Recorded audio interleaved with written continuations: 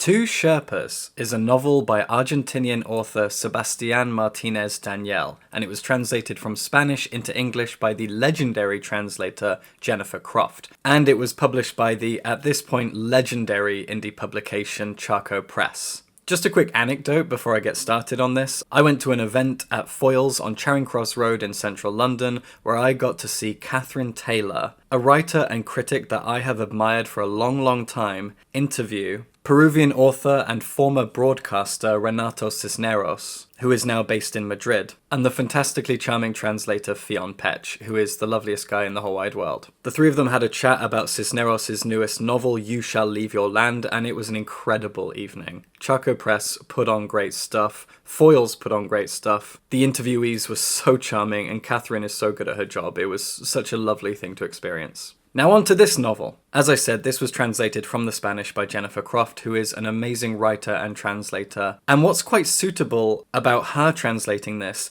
novel has quite an Olga Tokarczuk feel to it. And Jennifer Croft has also translated the works of Olga Tokarczuk from Polish into English. And I just enjoyed the fact that she did this. It felt appropriate. She understands the tone, the atmosphere, the politics, the writings of Olga Tokarczuk, and this book just felt very Tokarczuk-esque, and so it was really cool that she translated this as well from Spanish. This is a fascinating novel that's made up of a series of vignettes. It's impossible to spoil because it doesn't have a cohesive, traditional narrative or plot. Two Sherpas follows two Sherpas across the span of about 10 minutes of time. These two Sherpas, one a teenager, one a man in maybe his 30s, have been helping this posh Englishman up Mount Everest. And when the novel opens up, the two Sherpas are peering over the edge of a cliff, and the body of the Englishman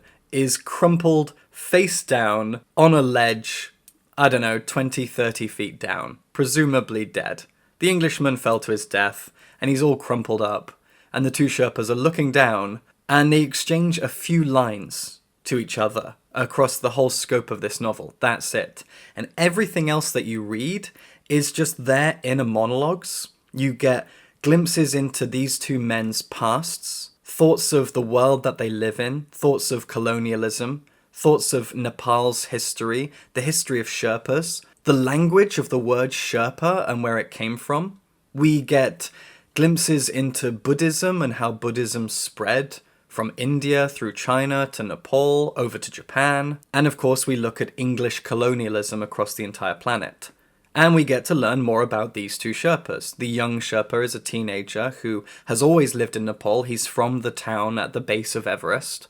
The other guy is a foreigner, and we don't know where he came from exactly, but he's far more critical of colonialism and British Empire and tourism to Nepal than the young Sherpa is, who has grown up amongst it, which is a very fun and kind of comical dynamic between the two of them. Although they don't really have a dynamic because we're just following inner monologues. They are not really connected. The two of them are looking down, and then we burrow into their brains, their memories, their thoughts, their opinions. And that's the whole novel. It's tiny, tiny little vignettes, and just a string of 100 of them across the span of this novel. It moves really, really quickly, and you have no idea how each new chapter will begin. Will it begin with some linguistic history?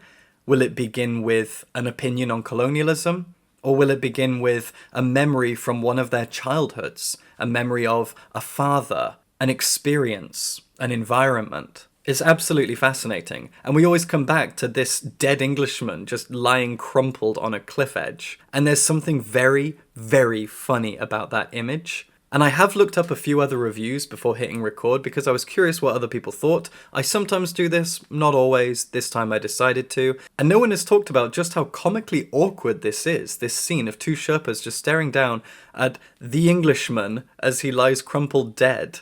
And the potential political metaphor at play here, this metaphor of the Englishman being dead on the cliff, conjures up the idea of Britain being an embarrassing thing, of British Empire being shameful and embarrassing. And we all talk about the evils of colonialism, the damage that the British Empire has done for hundreds of years across the entire planet. And that damage still being done today. We talk about it, and quite rightly so, in a serious tone, with anger in our hearts and shame and frustration. We will never know the full extent of the evils of the British Empire. But this book frames it as a kind of pathetic thing.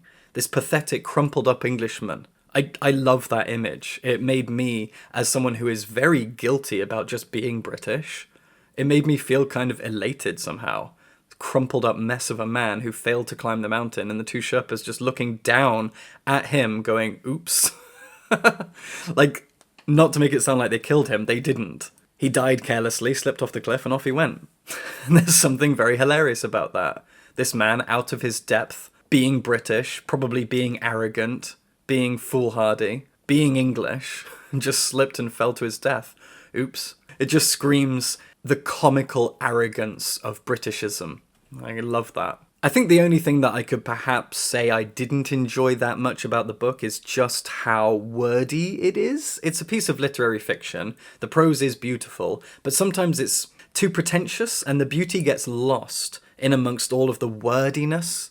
It's a little too much. It's a little too overblown. It stumbles over its own language a little bit, and that can make it feel like you have to keep it at a distance, like it makes you uncomfortable, like it's trying to speak too loudly, too aggressively, with too many big words. But it can be a little bit too wordy, a bit too showy-offy with its language. And usually I love that. I don't have a problem with it. I want literary fiction to be challenging and to teach me new things and to play with language.